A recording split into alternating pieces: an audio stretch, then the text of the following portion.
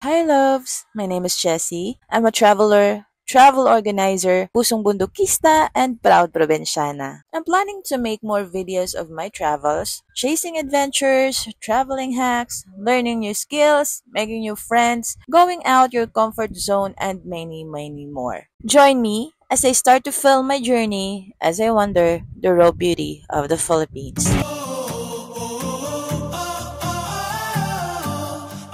Pagkababa namin ng Mount Pulag, lunch and prep ng gamit, dumiretso na din kami ng Buntok Mountain Province. Dito rin yung susunod na hike namin ng Mount Copape. Anyway, around 4:30 and the next day, we started our trek to Mount Copape. Nakakamangha din ng bundok na ito. Minor hike with a trail class of 3x9, pero importante pa ding handa ang katawan, isip at tuhod mo dahil puro ahon dito.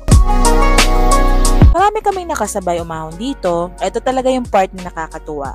Yung mga nakikilala mo sa trail, someone you can share your interest with. Mga taong mas gusto yung bundok kaysa pumarty at maglasing sa bar. Pero syempre, iba-iba naman yung interest ng tao. Sabi pa nga, walang basagan ng trip. Kung ano man ang mga trip nyo sa buhay, basta masaya kayo, go lang ng go. As long as wala kayong naaapakang ibang tao. Life is short, do what makes you happy. Ito yung grassland. Pag nakita mo to, naku teng, last ahon na, malapit ka na sa summit. Kaapit lang mga besh. Dati di ako mahilig magkumuha ng pictures and videos pag may ahon o aahon ako. O kahit saan ako pumunta. Privacy it is.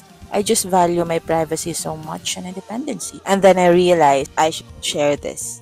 People deserve to know na meron pang ibang buhay sa labas ng comfort zone mo.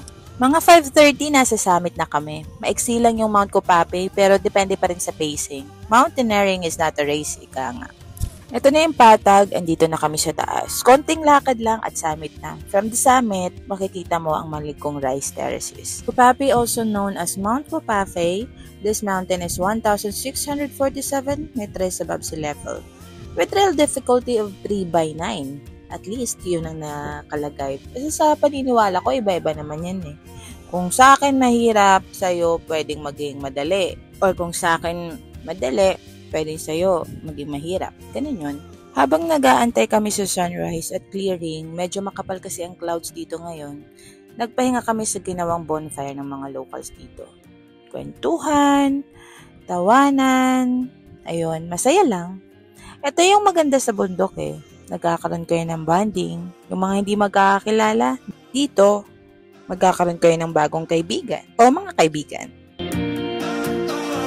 Nandiyan na yung sunrise. Napakadaming nag-aantay din na masilayan ng pagsikat ng araw dito. Unfortunately, walang clearing. Pero binigyan naman kami ng sea of clouds. Iba rin ang taglay na ganda nito. By the way, the word kufafe means butterfly. Kasi dati marami daw nakitang naglalakihang butterfly dito. Kaya tinawag itong Mount Copape. At ito na nga yung Sea of Clouds. At napakaganda rin naman talaga ng bundok na ito. Ito ay isa sa mga bundok na madaming guide na aso. Dami kang makikitang aso dito. Pero huwag kang mag-alala kasi malalambing yung mga yan. Sanay na siguro sa mga tao to. Yung mga kasama ko nga gusto nang iuwi eh. After an hour, we decided to descend to malikong rice terraces. Hoping na may clearing kami doon since maaga pa at mahamog pa. Hindi kasi namin yun nakita sa summit. Pero okay lang din kasi yung Sea of Clouds napakaganda din. And welcome to Maligong Rice Terraces. Nakaka-relax dito. Napakagandang tanawin. Isa na siguro to sa napakagandang rice terraces na meron tayo. The name Maligong was derived from the word ligong, which means to level land for a rice field. True to its name and through the local hard work, years of labor paved way for whittling the mountains into stunning rice terraces. Isa na siguro to sa the best na team na nakasama ko. No drama, kulitan lang, masaya lang. No judgment, and no dull moments.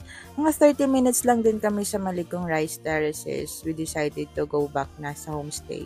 Welcome to Suzette Homestay. Sa mga gustong umahon dito at gustong mag-homestay, contact nyo lang si Ate Suzette. At napakabait niya, napakalinis din ng lugar. At saka may heater dito. Saka meron ding honest store dito. Bawal ang cheater, charot. Alright, love? Thank you for being with me. Hanggang sa susunod na biyahe.